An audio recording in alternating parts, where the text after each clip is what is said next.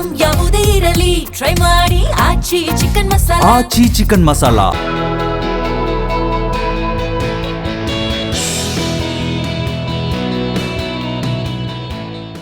ವಿಶೇಷ ಕಾರ್ಯಕ್ರಮಕ್ಕೆ ಸ್ವಾಗತ. ನಾನು ಸಿಂಚನಾ. ಸತತ 4 ಪಂದ್ಯಗಳನ್ನು ಗೆದ್ದು ಬೀಗ್ತಾ ಇದ್ದ ರಾಜಸ್ಥಾನ ತಂಡಕ್ಕೆ ಮೊದಲ ಸೋಲಿನ ಕಹಿ, ಅದೂ ಕೂಡ ಹೀನಾಯ ಬ್ಯಾಟಿಂಗ್ ಪ್ರದರ್ಶನ. ಇದು ಒಂದು ಕೆಟ್ಟ ದಾಖಲೆ. RR 1 ರನ್ಗೇನೆ 3 ವಿಕೆಟ್ ಕಳ್ಕೊಳ್ತು. ಇದಕ್ಕೆ ಕಾರಣರಾಗಿದ್ದು ಪ್ರಫುಲ್ ಹಿಂಗೆ, ಹಾಗೆ ಒಂದು ಹೊಸ ದಾಖಲೆಯನ್ನೇ ಬರೆದಿದ್ದಾರೆ. ಒಂದ್ ಕಡೆ ಡೆಬ್ಯೂ ಮ್ಯಾಚ್ನಲ್ಲೇ ಪ್ರಫುಲ್ ಹಿಂಗೆ ಮತ್ತು ಸಾಕಿಬ್ ಹುಸೇನ್ ಅದ್ಭುತ ಪ್ರದರ್ಶನ, ಮತ್ತೊಂದು ಕಡೆ ಬ್ಯಾಟಿಂಗ್ನೇ ಅಸ್ತ್ರ ಮಾಡ್ಕೊಂಡಿದ್ದ RR ಕೆಟ್ಟ ಪ್ರದರ್ಶನವನ್ನು ನೀಡಿತು. ಹಾಗಾದ್ರೆ ಹೇಗಿತ್ತು ನಿನ್ನೆ ಮ್ಯಾಚ್? ಈ ಬಗ್ಗೆ ಮಾತಾಡೋಣ. ಅದರ ಜೊತೆಗೆ ನಮ್ಮ RCB ತಂಡದ ಟಿಮ್ ಡೇವಿಡ್ಗೆ ಫೈನ್ ಬಿದ್ದಿದೆ, ಇದು ಯಾವ ಕಾರಣಕ್ಕೆ? ಈ ಎಲ್ಲದರ ಬಗ್ಗೆ ಇವತ್ತು ಮಾತಾಡೋಣ. ಇದೇ ಹೊತ್ತಿನ ವಿಶೇಷ IPL ಕಿಕ್.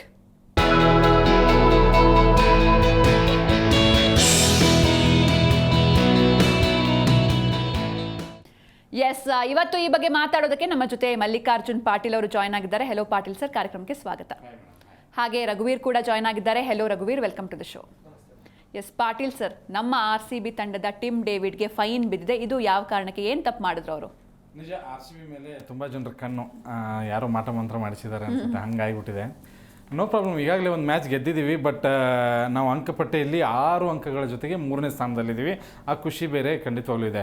ಲಾಸ್ಟ್ ಪಂದ್ಯ ಮುಂಬೈ ವಿರುದ್ಧ ಒಂದು ಹೈ ವೋಲ್ಟೇಜ್ ಮ್ಯಾಚ್. ಎಲ್ಲರೂ ಕೂಡ ಅಂದ್ಕೊಂಡಿದ್ರು ಮುಂಬೈಯಲ್ಲಿ ಖಂಡಿತವಾಗ್ಲೂ RCB ಸೋಲುತ್ತೆ ಅಂತ ಹೇಳಿ. ಬಟ್ ಅದ್ಭುತವಾದಂಥ ಪ್ರದರ್ಶನ ನಮ್ಮ RCB ಕಡೆಯಿಂದ. 240 ರನ್ ನೋಡಿದ್ವಿ, ಅವ್ರನ್ನ ಬೇಗನೆ ಕಟ್ಟಿ ಹಾಕಿದ್ವಿ. ರನ್ ರೇಟ್ ಕೂಡ ತುಂಬ ಚೆನ್ನಾಗಿ ಆಗಿದೆ. ಬಟ್ ಈ ಒಂದು ಸಂದರ್ಭದಲ್ಲಿ 18ನೇ ಓವರ್ನಲ್ಲಿ ಏನೋ ಒಂದು ಪ್ರಾಬ್ಲಮ್ ಆಯಿತು. ಆಗ ಟೀಮ್ ಡೇವಿಡ್ ಏನು ಮಾಡ್ತಾರೆ, ಬಾಲ್ ಚೆಕ್ ಮಾಡೋದಕ್ಕೆ ಹೋಗ್ತಾರೆ. ಆ ಒಂದು ಬಾಲ್ ಮೇಲೆ ಹಾರಿಸಿ ಅದನ್ನು ಚೆಕ್ ಮಾಡಿ, ಇದು ಸರಿ ಇಲ್ಲ, ಅಲಿಯನ್ಸ್ ಸರಿ ಇಲ್ಲ ಇದ್ರದ್ದು ಅಂತ ಹೇಳಿ. ಅಂದರೆ ನೇರವಾಗಿ ಹಾರಿಸಿದ್ರೆ ಆ ಬಾಲ್ ಕರೆಕ್ಟಾಗಿ ಸೆಂಟ್ರಲ್ ಇರಬೇಕು, ಆ ಲೈನು ಸೆಂಟ್ರಲ್ ಲೈನ್ ಇರಬೇಕು. ಬಟ್ ಅಲಿಯನ್ಸ್ ತಪ್ಪಾಗಿದೆ ಅನ್ನೋದು ಅವ್ರ ಲೆಕ್ಕಾಚಾರ ಆಗಿತ್ತು. ಇದೇ ಕಾರಣಕ್ಕಾಗಿ 2-3 ಸರಿ ಅದನ್ನು ಆ ಥರ ಮಾಡಿದಾಗ ಅಂಪೈರ್ಸ್ ಕೂಡ 2-3 ಸರಿ ಹೇಳ್ತಾರೆ, ಕೊಡಿ ಬಾಲ್ ಕೊಡಿ ಅಂತ ಹೇಳಿ. ಬಟ್ ಅವ್ರು ಕೊಡೋದಕ್ಕೆ ಹೋಗಲ್ಲ. ಪ್ರತಿ ಸರಿನೂ ಅದನ್ನು ಚೆಕ್ ಮಾಡೋದಕ್ಕೆ ಹೋಗ್ತಾರೆ. ಬಟ್ ಅದು ಮ್ಯಾಚ್ ರೆಫ್ರಿಗೆ ಗೊತ್ತಾಗಿ ಅವ್ರನ್ನ ಕರೆಸಿ ಕೇಳಿದಾಗ ತಮ್ಮದೇ ತಪ್ಪಿದೆ ಅಂತ ಹೇಳಿ ಅವ್ರು ಒಪ್ಕೊಳ್ತಾರೆ. ಅದ್ರ ಜೊತೆಗೆ ಅದಕ್ಕೆ ದಂಡನೂ ಕೂಡ ಬೀಳುತ್ತೆ. ಕೆಲವೊಬ್ರು ಹೇಳ್ತಾ ಇದ್ದಾರೆ 2 ಮ್ಯಾಚ್ ಆಯಿತು, 3 ಮ್ಯಾಚ್ ದಂಡ ಹಾಕಿದ್ದಾರೆ, 3 ಮ್ಯಾಚ್ಗೆ ಇರಲ್ಲ, ಹಾಗೇನೂ ಇಲ್ಲ. ಪಂದ್ಯದ 25% ದಂಡ ಹಾಕಿದ್ದಾರೆ. ಒಂದು ಸಂಕಟಕ್ಕಷ್ಟೇ ಖಂಡಿತವಾಗ್ಲು. ಬಟ್ ಮ್ಯಾಚಿಂದ ಏನು ಹೊರಗಡೆ ಬಿದ್ದಿಲ್ಲ. ಬಟ್ ಏನಿದು, ಯಾಕೆ ಈ ತರ ಮಾಡಿದ್ರು ಅಂತ ಅನ್ಸಿದ್ರೆ ಕೆಲವೊಂದು ಊಹಾಪೋಹಗಳು ನಡೀತಾ ಇದಾವೆ. ಅದರಲ್ಲೂ ಕೂಡ ಯಾರ ವಿರುದ್ಧ ಪಂದ್ಯ ನಡೀತಾ ಇದೆ? ಮುಂಬೈ ಇಂಡಿಯನ್ಸ್ ಪರವಾಗಿ. ಮುಂಬೈ ಇಂಡಿಯನ್ಸ್ ಅಂದಾಗ ಪ್ರತಿ ಸರಿನೂ ಆ ಮ್ಯಾಚ್ ಫಿಕ್ಸಿಂಗ್ ಹಗರಣ ಅವೆಲ್ಲ ಮಾತುಗಳು ಕೇಳಿ ಬರ್ತವೆ, ಆರೋಪಗಳು ಕೇಳಿ ಬರ್ತವೆ. ಮತ್ತೆ ಟೀಮ್ ಡೇವಿಡ್ ಕೂಡ ಮುಂಬೈಯಲ್ಲೇ ಇದ್ದು ಬಂದವರು, ಅದೊಂದು ಪ್ರಶ್ನೆ ಇದೆ. ಮುಂಬೈಯಲ್ಲೇ ಅವರು ಆಡಿದ್ದಾರೆ 2022ರಿಂದನೂ ಅವರು ಅಲ್ಲಿದ್ದವರು. ಅದಾದ ನಂತರ ಬಂದ ಹಾಗೇನಾದರೂ ಇದ್ದು ಏನಾದರೂ ಬಾಲ್ ಗಿಮಿಕ್ ನಡೀತಾ ಅನ್ನುವಂಥ ಪ್ರಶ್ನೆನೂ ಇದೆ. ಆ್ಯಸ್ ಎ RCB ಫ್ಯಾನ್ ಆಗಿ ನಾನು ಹೇಳೋದು ಅಂತಂದರೆ, ಯಾಕೆ ಬಾಲ್ ಚೆಕ್ ಮಾಡಬಾರ್ದು? ನಿಮ್ಮ ಬಾಲ್ ಸರಿ ಇಲ್ಲ ಅನ್ನೋದನ್ನು ಈಗ ನೋಡಿ, ಮೊದಲು ಒಂದು 18 ಓವರ್ ತನಕನೂ ನಮಗೆ ಎಷ್ಟರ ಮಟ್ಟಿಗೆ ರನ್ ರೇಟ್ ಬಂದಿತ್ತು ಅಂತಂದರೆ 15, 16, 17 ಒಂದೊಂದು ಓವರಿಗೆ ಹಿಂಗೆ ಬರ್ತಾಯಿತ್ತು. ಬಟ್ ಅದು 18ನೇ ಓವರ್ ಬಂದಮೇಲೆ ರನ್ ರೇಟ್ ಕಡಿಮೆ ಆಯಿತು. 2-3 ಓವರಲ್ಲಿ ಬರೀ ನಾವು 28 ರನ್ನ ಮಾತ್ರ ಗಳಿಸೋದಕ್ಕೆ ಸಾಧ್ಯ ಆಯಿತು. ಹಾಗಿದ್ರೆ ಬಾಲ್ದು ಏನಾದರೂ ತಪ್ಪಿತ್ತಾ? ಅಂಪೈರ್ ಏನಾದರೂ ತಪ್ಪು ಮಾಡಿದ್ರಾ? ನೋಡಿ, ಬಾಲ್ನ ಯಾವ ಸೆಲೆಕ್ಟ್ ಮಾಡಬೇಕು ಅಂತ ಹೇಳಿ ಆ ತಂಡದ ಆಟಗಾರರು ಅದನ್ನು ಸೆಲೆಕ್ಟ್ ಮಾಡ್ತಾರೆ, ಅಂಪೈರ್ ಸೆಲೆಕ್ಟ್ ಮಾಡಲ್ಲ. ಬಟ್ ಬಾಲ್ ಸರಿ ಇಲ್ಲ ಅನ್ನೋದನ್ನು ಇವ್ರು ತೋರಿಸಿದ ತಕ್ಷಣವೇ ಅದನ್ನು ಹೇಗೆ ಅಪರಾಧ ಆಗಿ ತೊಗೊಂಡ್ರು ಅನ್ನೋದೇ ನನಗೆ ಗೊತ್ತಾಗ್ತಾ ಇಲ್ಲ. Team David as a player ಮಾಡಿದ್ದು ಖಂಡಿತವಾಗ್ಲೂ ಸರಿ, ನಾನು ತಪ್ಪು ಅಂತ ಹೇಳೋದೇ ಇಲ್ಲ. ಬಟ್ ಕೆಲವೊಂದು ಆಟದ ರೂಲ್ಸ್ಗಳು ಇರ್ತವೆ, ಖಂಡಿತವಾಗ್ಲೂ ಅಂಪೈರ್ಗೆ ನಾವು ಗೌರವ ಕೊಡಬೇಕಾಗತ್ತೆ. ಬಾಲ್ ಕೊಡುವಂದಾಗ ಕೊಟ್ಟು ಅದ್ರ ಬಗ್ಗೆ ಅವ್ರು ಏನಾದರೂ ಅಬ್ಜೆಕ್ಷನ್ ಮಾಡಿದರೆ ಅದನ್ನು ಒಪ್ಕೊಳ್ಬೇಕಾಗಿತ್ತು. ಬಟ್ ಎಲ್ಲೋ ಟೀಮ್ ಡೇವಿಡ್ದು ಒಂದು ಸ್ವಲ್ಪ ತಪ್ಪಿದೆ. ಅದ್ರ ಜೊತೆಗೆ ಬಾಲ್ ಚೆಕ್ ಮಾಡೋದು ನನಗೇನು ದೊಡ್ಡ ತಪ್ಪು ಅಂತ ಅನ್ನಿಸ್ಲಿಲ್ಲ. ಅಂಪೈರ್ ಮಾತು ಕೇಳಿಲ್ಲ, ಅದು ಒಂದೇ ಒಂದು ತಪ್ಪಿನಿಂದ ಅವರು ದಂಡವನ್ನು ವಿಧಿಸ್ಕೊಂಡಿದ್ದಾರೆ. ಬಟ್ ನೋ ಪ್ರಾಬ್ಲಮ್, ಏನು ತಂಡಕ್ಕೇನು ಪ್ರಾಬ್ಲಮ್ ಇಲ್ಲ. ಮುಂದಿನ ಪಂದ್ಯದಲ್ಲೂ ಅವ್ರು ಇದ್ದೇ ಇರ್ತಾರೆ, ಹೊಡಿತಾರೆ ಅಂತ ಹೇಳ್ತೀನಿ ಅಷ್ಟೇ. ಎಸ್, ಇನ್ನು ರಘುವೀರ್, ಈಗ ಇನ್ನೊಂದು ಕಡೆ ಈ ಹ್ಯಾಂಡ್ ಗ್ಲೌಸ್ ವಿಚಾರ ಸಾಕಷ್ಟು ಚರ್ಚೆ ಆಗ್ತಾ ಇದೆ. ಏನಿದು ಹ್ಯಾಂಡ್ ಗ್ಲೌಸ್ ಇಶ್ಯೂ ಅಂತ? ಅದೇ ಮೇಡಮ್, ಇವಾಗ ಚೆನ್ನೈನಲ್ಲಿ ಹಿಂದೆ ಚೆನ್ನೈ ಮತ್ತು ಡೆಲ್ಲಿ ಕ್ಯಾಪಿಟಲ್ಸ್ ನಡುವೆ ಪಂದ್ಯ ನಡೀತಲ್ಲ, ಅದರಲ್ಲಿ ಸ್ಟಬ್ಸ್ ಅವರು ಹ್ಯಾಂಡ್ ಗ್ಲೌಸ್ ವೆಟ್ ಆಯಿತು ಅನ್ನೋ ಒಂದು ಮಾತಿನಿಂದ ಅದರಿಂದ ನಾವು ಮ್ಯಾಚ್ ಸೋತ್ವಿ ಅನ್ನೋದು DC ಅವ್ರ ವಾದ. ಒಂದು ಕಡೆ ಏನಾಗಿರುತ್ತೆ ಅಂದರೆ, ಚೆನ್ನೈ ಅಂತ ಪಿಚ್ನಲ್ಲಿ ಆಡಬೇಕಾದ್ರೆ ತುಂಬ ಸೆಕೆ ಇರೋ ಕಾರಣ ತಂಡದ ಆಟಗಾರರು ಬೆವರೋದು ಕಾಮನ್ ಆಗಿರುತ್ತೆ. ಆ ತಂಡ ಏನಿರುತ್ತೆ ಅಂದರೆ DC ಏನು ಸ್ಟಬ್ಸ್ ಅವರು ಆಟ ಆಡಬೇಕಾದ್ರೆ ಹ್ಯಾಂಡ್ ಗ್ಲೌಸ್ ವೆಟ್ ಆಗಿರೋ ಕಾರಣ ಹ್ಯಾಂಡ್ ಗ್ಲೌಸ್ ಬದಲಾವಣೆ ಮಾಡಬೇಕು ಅನ್ನೋ ಒಂದು ಕೂಗು ಕೂಗನ್ನ ಅಂಪೈರ್ ಅವ್ರಿಗೆ ತಿಳಿಸಿರ್ತಾರೆ. ಆದರೆ ಅಂಪೈರ್ ಓವರ್ನ ಮಧ್ಯದಲ್ಲಿ ಅದನ್ನ ಮಾಡೋದಕ್ಕೆ ಅವಕಾಶ ಕೊಟ್ಟಿರೋದಿಲ್ಲ. ಕಾರಣ ಏನಂತ ಅಂದ್ರೆ ಇವಾಗ ತಂಡದ ಏನು ಚೆನ್ನೈ ಬೌಲಿಂಗ್ ನಡೆಸ್ತಾ ಇರಬೇಕಾದ್ರೆ ಸ್ಲೋ ಓವರ್ ರೇಟ್ ಅಂತ ತಂಡದ ನಾಯಕನಿಗೆ ಫೈನ್ ಬೀಳುವಂತಹ ತುಂಬಾ ಸನ್ನಿವೇಶಗಳನ್ನ ನೋಡಿದ್ವಿ. ಕಳೆದ ಮ್ಯಾಚ್ನಲ್ಲೂ ಆ ಒಂದು ಫೈನನ್ನು ಎದುರಿಸಿದ್ರು. ಅದೇ ರೀಸನ್ಗೆ ಒಂದು ಸಮಯವನ್ನೋದನ್ನು ನಿಗದಿತವಾಗಿ ಮೊದಲೇ ಸೆಟ್ ಮಾಡಿರ್ತಾರೆ. ಯಾವಾಗ ಇಷ್ಟು ಸಮಯದಲ್ಲಿ ಈ ಮ್ಯಾಚ್ನ ಓವರ್ ಸಂಪೂರ್ಣವಾಗಿ ಮುಗಿಸ್ಬೇಕು ಅನ್ನೋದು. ಆದರೆ ಇಲ್ಲಿ ಏನಾಗಿರುತ್ತೆ ಅಂದರೆ ಇದೇ ರೀತಿ ಹ್ಯಾಂಡ್ ಗ್ಲೋವ್ಸ್ ಚೇಂಜ್ ಮಾಡೋದಾಗಿರ್ಬೋದು, ಅಥವಾ ಡ್ರೆಸ್ಸಿಂಗ್ ರೂಮ್ನಿಂದ ಏನಾದರೂ ಒಂದು ಸಂದೇಶನ ತಂದುಕೊಡೋದು ಅಂತ ಇರ್ಬೋದು. ಈ ಥರ ಸನ್ನಿವೇಶಗಳು ಮ್ಯಾಚ್ನ ಮಧ್ಯದಲ್ಲಿ ನಡೀತಾ ಇರುತ್ತೆ. ಇದರಿಂದ ತಂಡ ಬೇಗವಾಗಿ ಮುಗಿಯದೆ ಮ್ಯಾಚ್ ಮುಗಿಯೋದಕ್ಕೆ ಸುಮಾರು ಹೊತ್ತು ಟೈಮ್ ತಗೊಳುತ್ತೆ. ಈ ಒಂದು ಕಾರಣದಿಂದ ಅಂಪೈರ್ಗಳು ಓವರ್ನ ಮಧ್ಯದಲ್ಲಿ ಈ ರೀತಿ ಹ್ಯಾಂಡ್ ಗ್ಲೋವ್ಸ್ ಚೇಂಜ್ ಮಾಡೋದಕ್ಕೆ ಚೆನ್ನೈ ಮತ್ತು ಡೆಲ್ಲಿ ಪಂದ್ಯದಲ್ಲಿ ಅವಕಾಶ ಕೊಟ್ಟಿರಲಿಲ್ಲ. ಅದರಿಂದ ನೆಕ್ಸ್ಟ್ ಬಾಲೇ ಸ್ಟಬ್ಸ್ ಅವರು ವಿಕೆಟನ್ನು ಒಪ್ಪಿಸ್ತಾರೆ. ಅವರು ಸಹಿತ ಏನು ಆ ಒಂದು ಹಂತದಲ್ಲಿ ಹ್ಯಾಂಡ್ ಗ್ಲೋವ್ಸ್ ವೆಟ್ ಆಗಿರೋ ಕಾರಣನೇ ಇಟ್ಕೊಂಡು ನಾನು ಔಟ್ ಆದೆ ಅನ್ನೋದು ಕೋಪ ತೋರಿಸೋದು ಆನ್ ಕ್ಯಾಮ್ರಾದಲ್ಲಿ ಸೆರೆ ಆಯಿತು. ಅದನ್ನು ಕೂಡ ನೋಡಿದ್ವಿ, ಯಾವ ರೀತಿ ಸ್ಟಬ್ಸ್ ಅವರು ರಿಯಾಕ್ಷನ್ ಮಾಡಿದ್ರು. ಅದೇ DC ಆಟಗಾರರು ಅಂಪೈರ್ ವಿರುದ್ಧ ಯಾವ ರೀತಿ ಕೂಗಾಟ ರೇಗಾಟಗಳನ್ನು ನಡೆಸಿದ್ರು. ಇದು ಜಂಟಲ್ಮ್ಯಾನ್ ಗೇಮ್ಗೆ ಸರಿ ಹೊಂದುವಂತಹ ಆಟ ಅಲ್ಲ. ಈಗ ಆಟದಲ್ಲಿ ಈ ರೀತಿ ಸನ್ನಿವೇಶಗಳು ತುಂಬ ನಡೀತಾ ಇರುತ್ತವೆ. ಅಂಪೈರ್ಗಳು ಇವಾಗ ಸರ್ ಹೇಳ್ದಂಗೆ ಮೊನ್ನೆ RCB ಮತ್ತು ಮುಂಬೈ ಮ್ಯಾಚ್ನಲ್ಲೂ ಅದೇ ರೀತಿ ಸನ್ನಿವೇಶಗಳು ನಡೆದವು. ಅದೇ ರೀತಿ ಫೈನ್ಗಳನ್ನು ಎದುರಿಸಿದ್ರು ಸಹಿತ ಈ ಡೆಲ್ಲಿ ಕ್ಯಾಪಿಟಲ್ಸ್ ಮತ್ತು ಈ ನಡುವೆ ನಿನ್ನೆ ಮತ್ತೆ ಮುಂಬೈ ಮತ್ತು ಬೆಂಗಳೂರು ನಡುವೆನೂ ಅದೇ ರೀತಿ ಆಯಿತು. ಹಾರ್ದಿಕ್ ಪಾಂಡ್ಯ ಅವರಿಗೆ ಹ್ಯಾಂಡ್ ಗ್ಲೋವ್ಸ್ ಚೇಂಜ್ ಮಾಡೋದಕ್ಕೆ ಅವಕಾಶ ಕೊಟ್ಟರು. ಆದರೆ ಅವಕಾಶ ಯಾವಾಗ ಕೊಟ್ಟರು ಅಂದರೆ ಓವರ್ನ ಪ್ರಾರಂಭದಲ್ಲೇ ಕೊಟ್ಟರು. ಆ ಒಂದು ರೀಸನ್ಗೆ ಈ ಒಂದು ಗೊಂದಲ ಸಾಕಷ್ಟು ಚರ್ಚೆ ಈ ಸೋಷಿಯಲ್ ಮೀಡಿಯಾ ಏನು ಜಮಾನ ಇದೆಯಲ್ಲ ಅದರಲ್ಲಿ ಸ್ವಲ್ಪ ಜಾಸ್ತಿ ಚರ್ಚೆ ಆಗ್ತಿದೆ ಅಷ್ಟೇ. ಅಂದರೆ ಏನು ವಾದ ಅಂತಂದರೆ, ನೀವು ಸ್ಟಬ್ಸ್ಗೆ ಗ್ಲೌಸ್ನ ಚೇಂಜ್ ಮಾಡೋದಕ್ಕೆ ಕೊಡಲಿಲ್ಲ, ಅವರು ವಿಕೆಟ್ ಹೋದ್ರು, CSK ಗೆದ್ರು. ಬಟ್ ನೀವು ಬೇರೆಯವ್ರಿಗೆ ಕೊಟ್ಟಿದ್ದೀರಾ. ಅದ್ರ ಹಿಂದಿನ ಮ್ಯಾಚಲ್ಲಿ 2-3 ಸರಿ ನೀವು ಕೊಟ್ಟಿದ್ದೀರಾ. ಯಾಕೆ ಅದು ಶಿವಮ್ ದುಬೆಗೆ ಯಾಕೆ ಕೊಟ್ರಿ, ಆಮೇಲೆ ಇಲ್ಲಿ ಹಾರ್ದಿಕ್ ಪಾಂಡ್ಯ ಯಾಕೆ ಕೊಟ್ರಿ ಅನ್ನುವಂಥದ್ದು ವಾದ ಇದೆ. ಬಟ್ ಅದು ಅಂಪೈರ್ ಮೇಲೆ ನಿರ್ಧಾರ ಆಗಿರುತ್ತೆ. ಒಂದು ಮ್ಯಾಚ್ ಹೀಗೆ ಹೋಗಬೇಕು ಅನ್ನುವಂಥ ನಿರ್ದಿಷ್ಟ ದಾರಿ ಇರುತ್ತೆ. ಅದನ್ನು ದಾರಿ ತಪ್ಪಿ ಇವ್ರು ಏನಾದರೂ ಟೈಮ್ ವೇಸ್ಟ್ ಮಾಡ್ತಾ ಇದ್ದಾರೆ ಅಥವಾ ಬೇಕು ಅಂತಲೇ ಮಾಡ್ತಾ ಇದ್ದಾರೆ ಅಂತ ಅನಿಸಿದಾಗ ಆ ಥರ ಅಂಪೈರ್ಗಳು ನಿರ್ಧಾರ ತೆಗೆದುಕೊಳ್ತಾರೆ ಅಷ್ಟೇ. ಎಸ್, ಈಗ ಇದಿಷ್ಟು ಒಂದು ಕಡೆ ಆದರೆ ಇನ್ನು ನೆನ್ನೆ ಮ್ಯಾಚ್ಗೆ ಬರೋದಾದ್ರೆ RR ವರ್ಸಸ್ SRH, ಅಂದ್ರೆ ಈ IPL ಅಂತ ಹೇಳಿದ್ರೇನೆ ಒಂದು ಅಚ್ಚರಿಯ ಮೂಟೆ ಅಂತ ಹೇಳ್ಬೋದು. ಸೊ ನೆನ್ನೆ SRH ಕಡೆ ನಾವು ನೋಡಿದ್ರೆ ಒಂದ್ ಕಡೆ ಪ್ರಫುಲ್ ಹಿಂಗೆ ಅವರು, ಇನ್ನೊಂದ್ ಕಡೆ ಸಾಕಿಬ್ ಹುಸೇನಿ. ಇಷ್ಟ ದಿನ ಎಲ್ಲಿದ್ರು ಅಂತ ಒಂದು ಪ್ರಶ್ನೆ ಮೂಡುತ್ತೆ. ಹೇಗಿತ್ತು ಸರ್ ಅವ್ರ ಪರ್ಫಾರ್ಮೆನ್ಸ್? ನೋಡಿ, ಪ್ರತಿಯೊಂದು ಸೀಸನ್ ಹೀರೋಗಳು ಹುಟ್ಟಿ ಹಾಕೋತಾರೆ. ಖಂಡಿತವಾಗ್ಲು ಈಗ ಇಬ್ರು ಹೀರೋಗಳು SRHಗೆ. SRH ಅಂದ ತಕ್ಷಣ ನಮಗೆ ತಲೆಯಲ್ಲಿ ಬರೋದು ಹೊಡಿಬಡಿ ಬ್ಯಾಟ್ಸ್ಮನ್ಗಳು, ಬರೀ ಬ್ಯಾಟ್ಸ್ಮನ್. ಇದೇ ಕಾರಣಕ್ಕಾಗಿ ಈ ಒಂದು ಸ್ಥಿತಿ ಅವ್ರಿಗಿದೆ. ಬರೀ ಬ್ಯಾಟರ್ಗಳನ್ನೇ ತೊಗೊಂಡಿದ್ದಾರೆ, ಬೌಲರ್ಗಳನ್ನೇ ತೊಗೊಂಡಿಲ್ಲ ಅನ್ನೋಂಥ ಕಾರಣ. ಬಟ್ ನಿನ್ನೆ ಕೂಡ ಅಂದ್ಕೊಂಡಿದ್ವಿ ನಾವು SRH RR ಕಡೆಯಿಂದ ಓಡಿಸ್ಕೊಳ್ಳೋದು ಇದು ಗೆಲ್ಲೋದಕ್ಕೆ ಸಾಧ್ಯನೇ ಇಲ್ಲ ಅಂತ ಅಂದ್ಕೊಂಡಿದ್ವಿ. ಬಟ್ ಇಬ್ಬರು ಹೀರೋಗಳು ತೊಗೊಂಬಂದರು, ಪ್ರಫುಲ್ ಮತ್ತು ಸಕೀಬ್. ನೋಡಿ, ಈ ಒಂದು ಪಾದಾರ್ಪಣೆ ಪಂದ್ಯದಲ್ಲೇ 4ಕ್ಕಿಂತ ಹೆಚ್ಚು ವಿಕೆಟ್ನ ಪಡೆದಂಥವರು ಸ್ಥಾನವನ್ನು ಮೊದಲು ಪಡೆದವರು ಪ್ರಫುಲ್ 7ನೇ ಸ್ಥಾನ ಪಡ್ಕೊಳ್ತಾರೆ, ಶಕೀಬ್ 8ನೇ ಸ್ಥಾನ ಪಡ್ಕೊಳ್ತಾರೆ. 4 ವಿಕೆಟ್. ನೋಡಿ, ಒಂದು ತಂಡದ ವಿರುದ್ಧವಾಗಿ ಆಡುವಾಗ ಖಂಡಿತವಾಗ್ಲೂ 4 ಇಬ್ಬರಿಗೆ ವಿಕೆಟ್ಸ್ಗಳು ಬಿದ್ದು ಅಂತಂದರೆ ಖಂಡಿತವಾಗ್ಲೂ ಅದು ದೊಡ್ಡ ಮೊತ್ತನೇ ಅಂತ, ದೊಡ್ಡ ಗೆಲುವೆ ಅನ್ಬೋದು. ನೋಡಿ, 216 ರನ್ನನ್ನು ಅವ್ರು ಗಳಿಸ್ತಾರೆ. ಬಟ್ ಅಂದ್ಕೊಂಡಿದ್ವಿ ಅವರು ಬಂದು ಹೊಡಿಬಡಿ ಆಟ ಆಡ್ತಾರೆ. ಸೂರ್ಯವಂಶಿ ಇದ್ದಾರೆ, ಆಮೇಲೆ ಜಸ್ವಾಲ್ ಇದ್ದಾರೆ. ಎಂಥ ಬಲಾಢ್ಯವಾದಂಥ ತಂಡ ಇದು.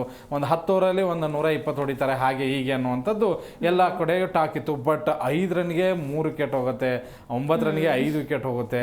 ಆ ವಿಕೆಟ್ಸ್ಗಳು ಹೋದಾಗ ನಾವು ಅಂದ್ಕೊಂಡಿದ್ವಿ RCB ಅವ್ರ ಒಂದು ಕಡೆಗೆ ಎಲ್ಲೋ ಖುಷಿಯಾಗಿದ್ವಿ, ಇಲ್ಲಿ 49 ರನ್ನ ಒಂದು ಏನು ಟ್ರೋಲ್ ಆಗುತ್ತಲ್ಲ ಅದನ್ನ ಇವ್ರು ಮುರಿತಾರೆ ಅಂತ ಖುಷಿಯಾಗಿದ್ದು. ಬಟ್ ಅದಾಗಲಿಲ್ಲ. ಬಟ್ ಮುಂದೆ ಹೋದ್ರು, ಒಂದು ಒಳ್ಳೆ ಸಾಥ್ನ ರವೀಂದ್ರ ಜಡೇಜಾ ಮತ್ತು ಫೆರಾರಿಯಾ ಕೊಟ್ಟರು. ಒಳ್ಳೆ ಬ್ಯಾಟಿಂಗ್ ಖಂಡಿತವಲ್ಲೂ ಆದರು. ಬಟ್ ಫೆರಾರಿಯಾ ಮತ್ತು ಜಡೇಜಾ ಏನು ಗೆಲ್ಸೋದಕ್ಕಂತೂ ಆಡಲಿಲ್ಲ. ಅವ್ರು ಆಡಿದ್ದು ರನ್ ರೇಟ್ನ ಸ್ವಲ್ಪ ಇಂಪ್ರೂವ್ ಮಾಡಿಕೊಂಡು ಕೊನೆ ನಮ್ಗೆ ಆಗಲ್ಲ ಅನ್ನೋದು ಅವ್ರು ಮೊದಲೇ ಕೈ ಚೆಲ್ಲಿದ್ರು.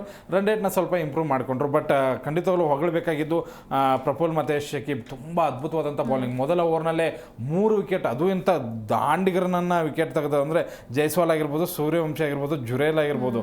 ಎಂಥ ವಿಕೆಟ್ಸ್. ಮ್ಯಾಚೇ ಅರ್ಧಕ್ಕರ್ಧ ಬೆನ್ನೆಲುಬನ್ನ ಒಂದು 2-3 ಓವರಲ್ಲೇ ಮುರಿದು ಬಿಟ್ಟಿದ್ರು ಎಲ್ಲರೂ. ಖಂಡಿತವಾಗ್ಲು ಇಂಪ್ರೆಸಿವ್ ಬೌಲಿಂಗ್.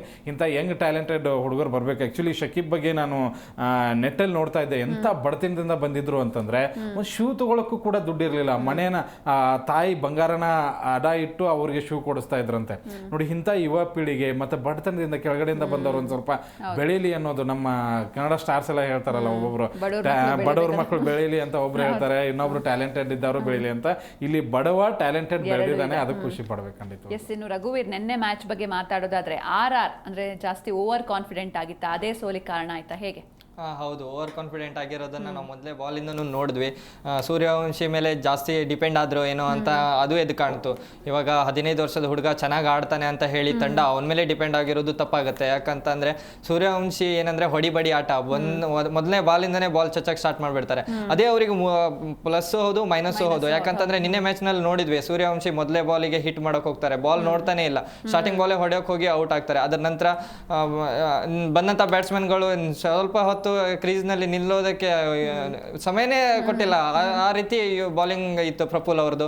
ಅದ್ಭುತವಾದ ಬಾಲಿಂಗ್ ಅಂತಾನೆ ಹೇಳ್ಬೋದು. ನಿನ್ನೆ SRH ಅಂತ ಬಂದಾಗ ನಾವೇನು ಅನ್ಕೊಂಡಿದ್ವಿ, ಅವರು ಲೀಗ್ ಸ್ಟಾರ್ಟ್ ಮಾಡಿದಾಗಲೇ ಅನ್ಕೊಂಡಿದ್ವಿ ಇದು ಬ್ಯಾಟಿಂಗ್ನಲ್ಲಿ ದಾನವರಿದ್ದಾರೆ, ಬಾಲಿಂಗ್ನಲ್ಲಿ ಏನೂ ಇಲ್ಲ, ಇವ್ರ ಮುಗೀತು ಇವ್ರದ್ದು. ಈ ಸಲನು ಕಳೆದ ಬಾರಿ ಹೇಗೆ ಸೀಸನ್ ಎಂಡ್ ಆಗಿತ್ತಲ್ಲ, ಅಲ್ಲಿಂದನೇ ಇವರು ಅದೇ ರೀತಿ ಸ್ಟಾರ್ಟ್ ಮಾಡ್ಕೊಂಡಿದ್ದಾರೆ. ಬ್ಯಾಟಿಂಗ್ ಅಂತ ಬಂದಾಗ ದಾನವರಿದ್ದಾರೆ ಆ ರೀತಿ ಅಂತೆಲ್ಲ ಹೇಳಿ ಅವರಿಗೆ ಓವರ್ ಬಿಲ್ಡಪ್ ಕೊಡ್ತಾ ಇದ್ರು. ಬಾಲಿಂಗ್ನಲ್ಲಿ ಏನೂ ಇಲ್ಲ ಅನ್ನೋ ಅದು. ಮತ್ತೆ ಪ್ಯಾಟ್ ಕಮಿನ್ಸ್ ಅವರ ಅನುಪಸ್ಥಿತಿಯಲ್ಲಿ SRH ತಂಡ ಯಾವ ರೀತಿ ಆಡುತ್ತೆ ಅನ್ನೋ ಒಂದು ಪ್ರಶ್ನೆ ಇತ್ತು.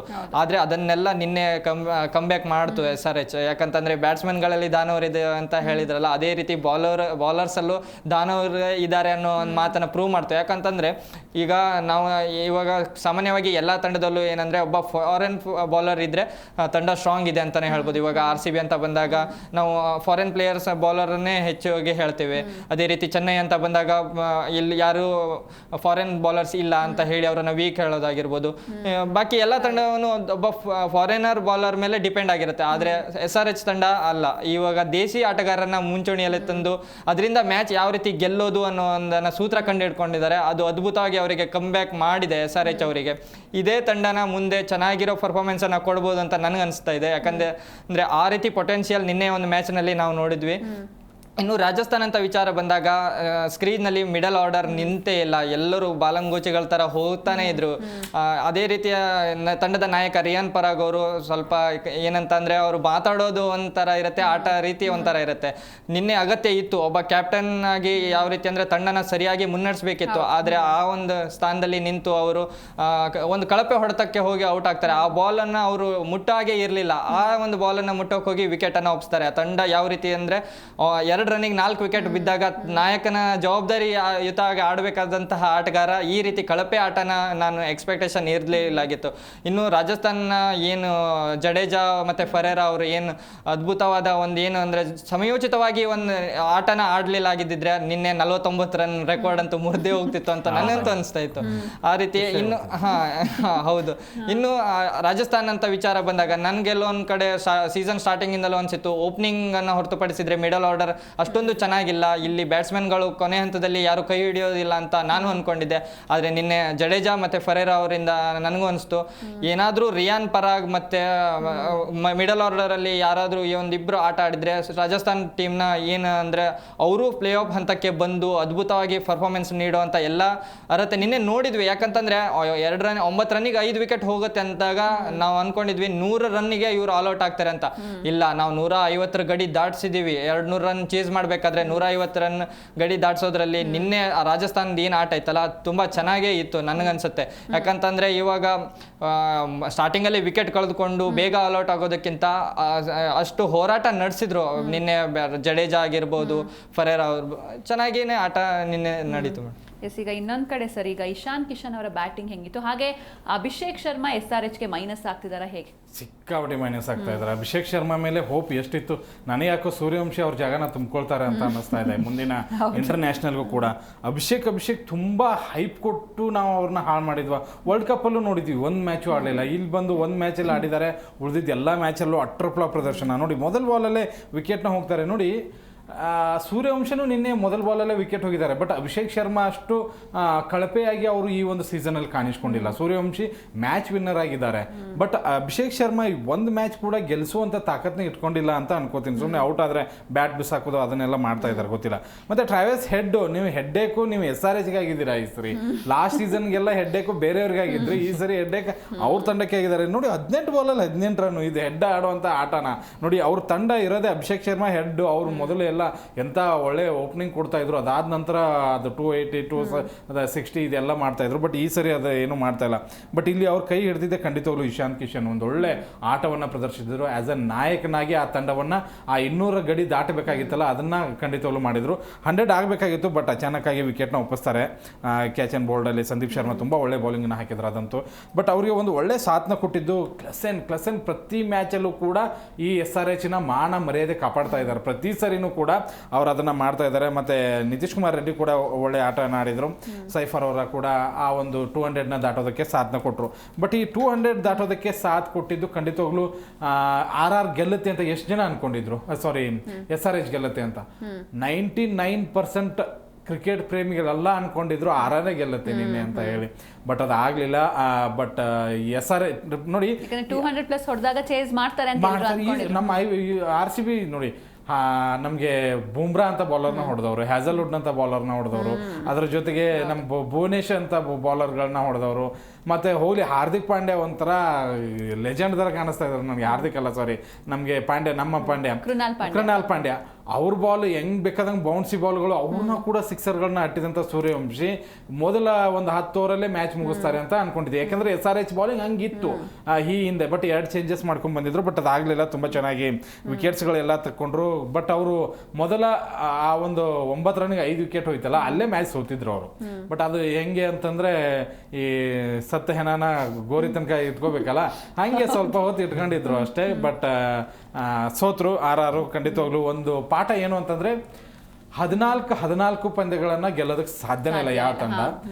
ಕೊನೆಯಲ್ಲಿರುವಂತಹ ತಂಡನೇ ಇರಲಿ, ಈಗ KKR ಇರಲಿ ಅಥವಾ CSK, ಅವು ಎಲ್ಲ ತಂಡವನ್ನ ಸೋಲೋದಕ್ಕೆ, ಎಲ್ಲ ಮ್ಯಾಚ್ ಸೋಲೋದಕ್ಕೆ ಸಾಧ್ಯ ಇಲ್ಲ. ಆ ಒಂದು ಕೆಪಬಿಲಿಟಿ ಇದ್ದೇ ಇರುತ್ತೆ. RRಗೆ ಒಂದು ಪಾಠ ಓವರ್ ಕಾನ್ಫಿಡೆಂಟ್ ಇರಬಾರ್ದು ಅಂತ. ಮತ್ತೆ ಪ್ರತಿಯೊಂದು ಬಾಲ್ನು ಹಿಟ್ ಮಾಡೋದೇ ಅಲ್ಲ. ಸೂರ್ಯವಂಶಿ ಏನು ಗೊತ್ತಾ, ನಾನು 6 ಹೊಡಿತೀನಿ ಇದೇ ತಲೆಯಲ್ಲಿ ಇರಬಾರ್ದು. ಮ್ಯಾಚ್ಗೆ ಹೇಗೆ ಬೇಕೋ ಹಾಗೆ ಆಡೋದಕ್ಕೂ ಕಲಿಯಿರಿ. ಓಕೆ, ನೀವು ಬಿಗ್ ಹಿಟ್ಟರು, ಬಿಗ್ ರನ್ ಮಾಡಿದ್ದೀರಾ, ಹೊಡಿಬಡಿ ಆಟ ಮಾಡಿದ್ದೀರಾ, ಓಕೆ, ಎಲ್ಲವನ್ನ ಒಪ್ಕೊಳ್ಳೋಣ, ಬೆಸ್ಟ್ ಬ್ಯಾಟ್ಸ್ಮನ್ ಅಂತಾನೆ ಒಪ್ಕೊಳ್ಳೋಣ. ಬಟ್ ಮ್ಯಾಚ್ ಸಿಚುವೇಶನ್ ತಕ್ಕಂಗೆ ನೀವು ಆಡಲಿಲ್ಲ ಅಂದರೆ, ಇದೇ ಮ್ಯಾಚ್ ಫೈನಲ್ ಅಂತ ತಿಳ್ಕೊಳ್ಳಿ ನೀವು. SRH ಮತ್ತೆ RR ನಡುವೆ ಫೈನಲ್ ಇದೆ. ಎಲ್ಲಾ ಮ್ಯಾಚ್ಗಳನ್ನ 14 ಮ್ಯಾಚ್ಗಳನ್ನ ಇವ್ರು ಗೆದ್ದು, ಆಮೇಲೆ ಲೀಗಲ್ಲೂ ಗೆದ್ದು, ಸೆಮಿಫೈನಲ್ ಅಲ್ಲೂ ಗೆದ್ದು ನಂಬರ್ 1 ತಂಡವಾಗಿ ಎಂಟ್ರಿ ಕೊಟ್ಟಿದೆ. ಲಾಸ್ಟ್ ಅಲ್ಲಿ ಹಿಂಗೆ ಆಡಿ ಸತ್ಬಿಟ್ರೆ ಏನ್ ಮಾಡೋದು? ಅದಕ್ಕೆ ಹೇಳೋದು, ಯಾವ ಸಿಚುವೇಶನ್ಗೆ ಹೇಗೆ ಆಡ್ಬೇಕಲ್ಲ ಅದನ್ನ ಸೂರ್ಯವಂಶಿ ಕಲಿಬೇಕಾಗಿದೆ ಅಷ್ಟೇ. ಇದಿಷ್ಟು ನಿನ್ನೆ ಮ್ಯಾಚ್ ಬಗ್ಗೆ. ಆದ್ರೆ ಇವತ್ತು CSK ವರ್ಸಸ್ KKR ಮ್ಯಾಚ್ ಇದೆ. ರಘುವೀರ್, ಇನ್ನು ಚೆನ್ನೈನಲ್ಲಿ last time CSK account open ಮಾಡಿದೆ. ಸೊ ಆ ಗೆಲುವು ಮುಂದುವರಿಯುತ್ತಾ ಹೇಗೆ ಇವತ್ತು? ಹೌದು ಮೇಡಮ್. ಈಗ ಚೆನ್ನೈ ಏನಂತಂದ್ರೆ ಈ ಹಿಂದೆ ಚೆಪಾಕ್ನಲ್ಲಿ ಸತತ 6 ಸೋಲಿನಿಂದ ಬಂದು ಗೆಲುವಿನ ಖಾತೆ ತೆರೆದಿದೆ. ಕಳೆದ ಒಂದು ಮ್ಯಾಚ್ನಲ್ಲಿ ಕಮ್ಬ್ಯಾಕ್ ಮಾಡಬೇಕಿತ್ತು. ಯಾಕಂದ್ರೆ CSK ನೆಲದಲ್ಲಿ ಅವರು ಸೋಲ್ತಾ ಇರೋದು, ಆ ತಂಡ ಯಾವ ರೀತಿ ಡೌನ್ಫಾಲಿಗೆ ಹೋಯ್ತು ಅನ್ನೋದನ್ನ ನಾವು ನೋಡಿದ್ವಿ. ಅದನ್ನ ಕಮ್ಬ್ಯಾಕ್ ಯಾವ ರೀತಿ ಮಾಡಿದ್ರು ಅನ್ನೋದು ನಿನ್ನೆ ಮ್ಯಾಚ್ನಲ್ಲಿ ನೋಡಿದ್ವಿ. ಕಂಪ್ಲೀಟ್ ಚೆನ್ನಾಗಿರೋ ಮ್ಯಾಚನ್ನೇ ಕೊಟ್ಟರು. ಸಂಜು ಸ್ಯಾಮ್ಸನ್ ಅವರ ಓಪನಿಂಗ್ ಆಟದಿಂದ ಶತಕ ಹೊಡೆದ್ರು. ಅದೇ ರೀತಿ ಯುವ ಆಟಗಾರ ಆಯುಷ್ ಮಾತ್ರೆ ಅವರು ಚೆನ್ನಾಗಿ ಪರ್ಫಾರ್ಮೆನ್ಸ್ ಅನ್ನ ನೀಡಿದ್ರು. ಅದೇ ರೀತಿ ಬೌಲಿಂಗ್ ವಿಭಾಗದಲ್ಲಿ ಈ ಚೆನ್ನೈದ ಏನಿತ್ತಂದ್ರೆ ಕಳಪೆ ಬೌಲಿಂಗ್ ಇತ್ತು, ಯಾರಂತ ಸ್ಟಾರ್ ಬೌಲರ್ಸ್ ಇಲ್ಲ ಅನ್ನೋ ಒಂದು ಕೂಗಿತ್ತು. ಅದರ ಜೊತೆ ಫೀಲ್ಡಿಂಗ್ ನಲ್ಲೂ ಎಡುತ್ತಾ ಇದ್ರು. ಆದ್ರೆ ಕಂಪ್ಲೀಟ್ ಆಟನ ಕಳೆದ ಒಂದು ಮ್ಯಾಚ್ ನಲ್ಲಿ ಕೊಟ್ಟರು. DC ಅವ್ರ ವಿರುದ್ಧ ಸರ್ಫರಾಜ್ ಖಾನ್ ಅವರ ಕ್ಯಾಚ್ ಆಗಿರ್ಬೋದು, ನೂರ್ ಅಹ್ಮದ್ ಅವರು 6 ತಡೆದಂತ ರೀತಿ ಆಗಿರ್ಬೋದು, ಅದ್ಭುತವಾದ ಫಾರ್ಮ್ ನ ಕಂಡುಕೊಂಡಿದ್ದಾರೆ ಈ ಒಂದು ಕಳೆದ ಒಂದು ಮ್ಯಾಚ್ ನಲ್ಲಿ. ಆದ್ರೆ ಅಷ್ಟು ಸಾಕಾಗತ್ತಾ ಅನ್ನೋದು. ಇವಾಗ ಮುಂದೆ ನೀವು RCB ಅಂತ ಇವಾಗ ಪ್ಲೇ ಆಫ್ ಹಾದಿಯನ್ನು ಜೀವಂತವಾಗಿ ಕನಸನ್ನ ಇಟ್ಕೊಳ್ಬೇಕಾಗತ್ತೆ. ಇವಾಗ ಅಷ್ಟೊಂದು ಕೋಟಿಗಟ್ಟಲೆ ನೀವು ಅಮೌಂಟ್ ಹಾಕಿ ಯುವ ಆಟಗಾರನ ಖರೀದಿ ಮಾಡಿರ್ತೀರಾ. ಪ್ಲೇ ಆಫ್ಸ್ ಅಂತಕ್ಕೆ ಬಂದಾಗ ಇನ್ನು ಕೆಲವೊಂದಿಷ್ಟು ಮ್ಯಾಚ್ಗಳು ಆಡೋದಿದೆ. ಪಂಜಾಬನ್ನ ಎದುರಿಸಬೇಕು, ಗುಜರಾತ್ ಅವರನ್ನ ಎದುರಿಸಬೇಕು, ಲಕ್ನೋ ಅಂತ ಎದುರಿಸಬೇಕು. ಅಂತಹ ತಂಡನ ಎದುರಿಸಬೇಕಂದ್ರೆ ಮತ್ತು ಚೆನ್ನಾಗಿರೋ ಆಟನ ಕೊಡ್ಬೇಕಾಗಿರುತ್ತೆ ಚೆನ್ನೈ. ಯಾಕಂತಂದ್ರೆ ಹಳೆ ಲೆಗೆಸಿ ಇದೆ, ಅದನ್ನ ಕಂಟಿನ್ಯೂ ಮಾಡ್ಬೇಕನ್ನೋದು ತುಂಬಾ ಒಂದು ಪ್ರೆಷರ್ ಇರುತ್ತೆ. ಇವಾಗ ಈ ಲೀಗ್ ಅಂತ ಒಂದು ಕಡೆ ಆದ್ರೆ ಹಳೆ ಲೆಗೆಸಿನ ಯಾವ ರೀತಿ ಕ್ಯಾರಿ ಮಾಡ್ತಾರೆ ಅನ್ನೋದು. ಯುವ ಆಟಗಾರ ಋತುರಾಜ್ ಗಾಯಕ್ವಾಡ್ ಅವ್ರ ಮೇಲೆ ತುಂಬಾ ನಿರೀಕ್ಷೆಗಳಿದಾವೆ. ಅವರು ಬ್ಯಾಟಿಂದ ಸರಿಯಾದ ರನ್ ಬರ್ತಾ ಇಲ್ಲ. ಇವಾಗ ಅವರು 2 ಬಾರಿ ಚಾಂಪಿಯನ್ ಆಗಿರ್ತಾರೆ. ಋತುರಾಜ್ ಗಾಯಕ್ವಾಡ್ ಅವರ ಆಟದ ನೆರವಿನಿಂದಲೇ, ಅಂದ್ರೆ ಕಳೆದ ಒಂದು 2021 ಆಗಿರ್ಬೋದು, 2023ರಲ್ಲಿ ಅವರೇನ್ ಚಾಂಪಿಯನ್ ಆದಾಗ ಅಲ್ಲಿ ಋತುರಾಜ್ ಗಾಯಕ್ವಾಡ್ ಅವರು ಕ್ರೂಷಿಯಲ್ ಆಟನ ಆಡ್ತಾ ಇದ್ರು. ಚೆನ್ನಾಗಿ ಅವ್ರ ಬ್ಯಾಟಿಂದ ರನ್ ಬರ್ತಾ ಇತ್ತು. ಕಳೆದ 2 ಸೀಸನ್ ಇಂದ ಅವರು ಸೀಸನ್ ನಲ್ಲಿ ಪ್ಲೇ ಆಫ್ ಹಂತಕ್ಕೂ ತಲುಪಲಿಲ್ಲ. ರೀಸನ್ ಋತುರಾಜ್ ಗಾಯಕ್ವಾಡ್ ಅವರ ಬ್ಯಾಟಿಂದ ರನ್ ಬರ್ದೇ ಇರೋದು. ಆದ್ರೆ KKR ತಂಡಕ್ಕೂ ಇದೇ ಒಂದು ಮೈನಸ್ ಎದ್ದು ಕಾಣ್ತಾ ಇದೆ. ಅವರು 2024ರ ಚಾಂಪಿಯನ್ ಆದ್ಮೇಲೆ ಅವ್ರ ಆಟನೂ ಅಷ್ಟೇ ಕಳ್ಕೊಂಡ್ಬಿಟ್ರು. ಅವ್ರಿಗೆ ಇನ್ನು ಶ್ರೇಯಸ್ ಅಯ್ಯರ್ ಅವರ ಅವರನ್ನ ಕ್ಯಾಪ್ಟನ್ ಏನು ತಂಡನ ಗೆಲ್ಸಿದಂತ ಕ್ಯಾಪ್ಟನ್ ಅನ್ನ ಕೈ ಬಿಟ್ಟಿರೋದೇ ಅವರಿಗೆ ಮುಳುವಾಯ್ತಾ ಅನ್ನೋದು. ಅವರ KKR ತಂಡ ಅಂತ ಬಂದಾಗ ಅವರಲ್ಲೂ ಬೌಲಿಂಗ್ ನಲ್ಲಿ ಕಳಪೆ ಮಟ್ಟದ ಬೌಲಿಂಗ್ ಅನ್ನ ನಾವು ನೋಡ್ತಾ ಇದ್ದೀವಿ. ಅವರು ಹೇಳ್ಕೊಳ್ಳುವಂತ ಬ್ಯಾಟಿಂಗ್ ಆಗಿರ್ಬೋದು, ಬೌಲಿಂಗ್ ಆಗಿರ್ಬೋದು ಸರಿಯಾಗಿ ನಡ್ಸ್ಕೊಂಡು ಬರ್ತಾ ಇಲ್ಲ. ಅವ್ರ ಹತ್ರ ಈ ಒಂದು ಮಿನಿ ಆಕ್ಷನ್ ಅಲ್ಲಿ ಅವ್ರ ಹತ್ರ ಜಾಸ್ತಿ ಅಮೌಂಟ್ ಇತ್ತು, ಅವರು ಚೆನ್ನಾಗಿರೋ ಟೀಮ್ ಅನ್ನ ಬಿಲ್ಡ್ ಮಾಡ್ಬೋದಿತ್ತು. ಆದ್ರೆ ಅವರು ಕ್ಯಾಮ್ರಾನ್ ಗ್ರೀನ್ ಇಂದ ಹೋಗಿ ಎಲ್ಲೋ ತಮ್ಮ ಒಂದು ತಂಡನ ಕಟ್ಟುವಲ್ಲಿ ವಿಫಲರಾದ್ರ ಅಂತ KKR ಒಂದು ದೊಡ್ಡ ಹೊಡೆತ ಕೊಟ್ಟಿದೆ. ಯಾಕಂತಂದ್ರೆ ಇವಾಗ ಅವರು ಪತಿರಾನ ಅವರನ್ನ ತಗೊಂಡು ಅವರು ಗಾಯದ ಸಮಸ್ಯೆಯಿಂದ ಹೊರಗೆ ಉಳ್ಕೊಂಡಿದ್ದಾರೆ. ಅವರು ಬಂದ್ರೆ KKR ತಂಡಕ್ಕೆ ಒಂದ್ ಸ್ವಲ್ಪ ಪ್ಲಸ್ ಪಾಯಿಂಟ್ ಆಗುತ್ತಾ ಅನ್ನೋದನ್ನ ನೋಡ್ಬೇಕಾಗತ್ತೆ. ಎಸ್, ಇನ್ನು ಪಾಟೀಲ್ ಸರ್, ಇವತ್ತಿನ ಮ್ಯಾಚ್ ಬಗ್ಗೆ ಏನ್ ಹೇಳ್ತೀರಾ? ಹಾಗೆ KKR ಡೌನ್ ಫಾಲ್ಗೆ ಏನ್ ಕಾರಣ ಅನ್ಸುತ್ತೆ ನಿಮ್ಗೆ? ಇವತ್ತಿನ ಮ್ಯಾಚ್ ಖಂಡಿತವಾಗ್ಲೂ ಹೆಂಗೆ ಅಂತಂದ್ರೆ ಯಾರು ಕಳಪೆ, ನಮ್ಮಿಬ್ಬರಲ್ಲಿ ಯಾರು ಕಳಪೆ ಕಳಪೆ ಅದರಲ್ಲೇ ಯಾರು ಕಳಪೆ ಅಂತ ಹೇಳಿ ಎಲ್ಲರೂ ಕೂಡ ನಾವು ಗೆದ್ದು ಮೇಲ್ಗಡೆ ಹೋಗೋದಕ್ಕೆ ಟ್ರೈ ಮಾಡೋಣ. ಎಲ್ಲರೂ ಹೆಂಗೆ ಯೋಚನೆ ಮಾಡ್ತಾ ಇದ್ದಾರೆ ಅಂದರೆ, ಓಕೆ ಈಗ ನಾವು ಗೆದ್ದರೆ ಈ ಪಾಯಿಂಟ್ಸ್ ಬರುತ್ತೆ ನಮಗೆ, ಹಿಂಗೆ ಮೇಲೆ ಹೋಗ್ತೀವಿ. ಇಲ್ಲಿ ಇವರಿಬ್ರು ಏನು ಯೋಚನೆ ಮಾಡ್ತಾ ಇದ್ದಾರೆ ಗೊತ್ತಾ, ಏನೋ ಸೋತ್ರೆ ಕೆಳಗೆ ಬರ್ತೀವಿ ಈ ಥರ, ನಾವು ಕೆಳಗಡೆ ಹೋಗಬಾರ್ದು ಅಂತ ಹೇಳಿ ಕಾಂಪಿಟೇಷನ್ ನಡೀತಾ ಇದೆ. ಒಂದು ನೋಡಿ, ರಘು ತುಂಬ ಚೆನ್ನಾಗಿ ಹೇಳಿದರು, ಆಟಗಾರರ ಆಯ್ಕೆ ಮಾಡ್ಕೊಳ್ಳೋದ್ರಲ್ಲಿ ಎರಡು ತಂಡಗಳು ಹೇಗೆ ಎಡವಿದೆ ಅಂತ ಹೇಳಿ. ನನಗೆ ಈ ಎರಡು ತಂಡಗಳ ಸಮಾನತೆ ಹಾಗೆ ಇದೆ. ಕ್ಯಾಮ್ರನ್ ಗ್ರೀನ್ ಏನಕ್ಕೆ, ಯಾವ ಗ್ರೀನು, ಇವ್ರು ರೆಡ್ ಆಗಿಬಿಟ್ಟಿದ್ದಾರೆ ಈ ತಂಡಕ್ಕೆ, ಅಷ್ಟು ಕೆಟ್ಟದಾಗಿ ಆಡ್ತಾ ಇದ್ದಾರೆ. ಆಮೇಲೆ ಒಳ್ಳೆ ಆಟಗಾರ, ಓಪನಿಂಗಲ್ಲಿ ತುಂಬ ಚೆನ್ನಾಗಿ ಏನು ರನ್ ಬರ್ತಾ ಇಲ್ಲ. ಇಲ್ಲೂ ಕೂಡ 14-15 ಕೋಟಿ ಒಬ್ಬೊಬ್ಬರಿಗೆ ಕೊಟ್ಟು ಯಂಗ್ಸ್ಟರ್ಸ್ಗಳನ್ನ ತೊಗೊಂಡ್ರು, 2 ಮ್ಯಾಚ್ ಆಡಿಸಿ ಅವ್ರನ್ನ ಎಲ್ಲೇ ಪತ್ತೆನೇ ಇಲ್ದಂಗೆ ಮಾಡಿಬಿಟ್ರು. ಸಂಜು ಸ್ಯಾಮ್ಸನ್ ಕಂಬ್ಯಾಕ್ ಖಂಡಿತವಾಗ್ಲೂ ಇಂಪ್ರೆಸಿವ್ ಆಗಿ ಮೂಡ್ ಬಂತು. ಆ ಶತಕ ಖಂಡಿತವಾಗ್ಲೂ ಆ ತಂಡಕ್ಕೆ ಒಂದು ದೊಡ್ಡ ಸ್ಫೂರ್ತಿ. ಬಟ್ ಈ ತಂಡದ ಒಂದು ಆಟದ ಜರ್ನಿಯನ್ನು ನೋಡಿದರೆ ಲಾಸ್ಟ್ 18 ಪಂದ್ಯಗಳಲ್ಲಿ ಗೆದ್ದಿರೋದು 5. ಅಂದ್ರೆ ಒಂದು ಲೆಗಸಿ 5 ಕಪ್ ಅಂತಾರಲ್ಲ, ಆ 5 ಕಪ್ಪಲ್ಲಿ ಬರೀ 5 ಮ್ಯಾಚ್ ಗೆಲ್ಲೋದಕ್ಕೆ ಸಾಧ್ಯ ಆಗಿದೆ 18 ಪಂದ್ಯಗಳಲ್ಲಿ.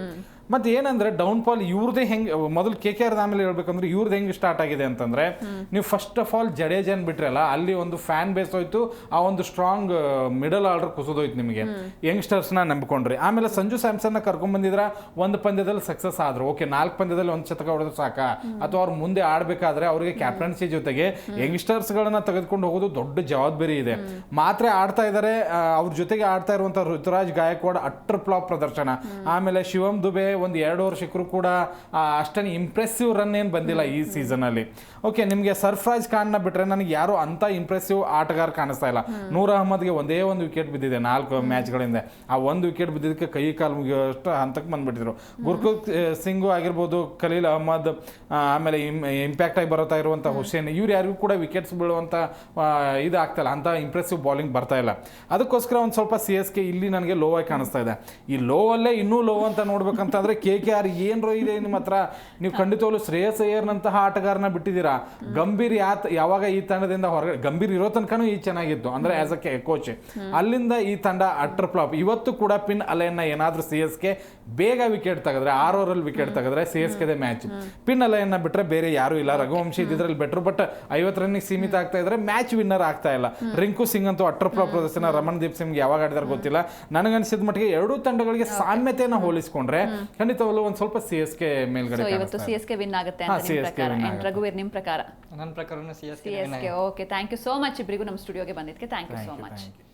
ಇವತ್ತು CSK ವರ್ಸಸ್ KKR ಮ್ಯಾಚ್ ಇದೆ. ಹಾಗೆ ನಾಳೆ ನಮ್ಮ RCB ಹಾಗೂ LSG ಮುಖಾಮುಖಿ ಆಗಲಿವೆ, ಅದು ಕೂಡ ನಮ್ಮ ಬೆಂಗಳೂರಲ್ಲಿ. ಹೀಗಾಗಿ RCB ಆರ್ಭಟವನ್ನ ಮತ್ತೊಮ್ಮೆ ಕಣ್ತುಂಬಿಕೊಳ್ಳೋದಕ್ಕೆ ಫ್ಯಾನ್ಸ್ ಕಾಯ್ತಿದ್ದಾರೆ ಅಂತ ಹೇಳ್ತಾ ಇದಾಗಿತ್ತು ಇವತ್ತಿನ ವಿಶೇಷ. ನೋಡ್ತಾ ಇರಿ ಜೀ ಕನ್ನಡ ನ್ಯೂಸ್, ಸತ್ಯವೇ ಸುದ್ದಿಯ ಜೀವಾಳ.